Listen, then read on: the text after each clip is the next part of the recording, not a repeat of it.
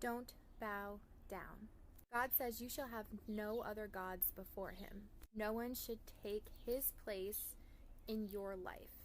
Having other gods is not just something physical, it is a heart posture. In Daniel 3, we read about Shadrach, Meshach, and Abednego. We're told to bow down and worship King Nebuchadnezzar. Whenever the flute and the lyre and the instruments played music, they were to bow down, and they did not. Because they did not bow down, they were thrown into a furnace that was 7 times hotter than hot. The people who threw them into the furnace actually died while throwing them in. That's how hot it was. They were completely protected.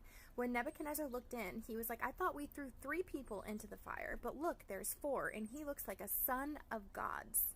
There was another in the fire with them, protecting them. Because of this, Nebuchadnezzar declared, you serve the one true God. God's authority will always be revealed, and he will make sure that everyone knows his name and who he is. The time is coming for him to reveal who he is to the people on earth in very physical ways. In a similar way, not bowing down to the beast system or taking the mark is not only going to be a heart posture of not having any other gods, but it's going to take physical action of refusing it. Our life is going to be made uncomfortable when the mark of the beast shows up on the scene. We are not going to be able to buy or sell without it. What does that mean? It means that we are going to have to trust God before we put our trust in mankind. He is going to provide for us in some other way.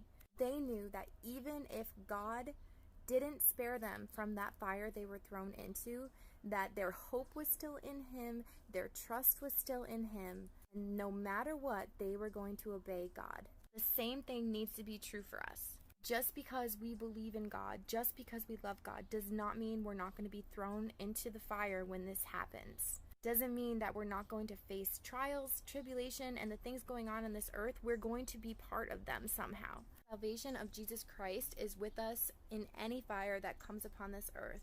And even if we are going to suffer for the name of Christ, and even if we suffer to the point of death, we know where our eternity is going to be. And we need to stop bowing down to the false gods of this age. Put your trust and hope in him today. You will never be in a fire alone, no matter what the fire looks like.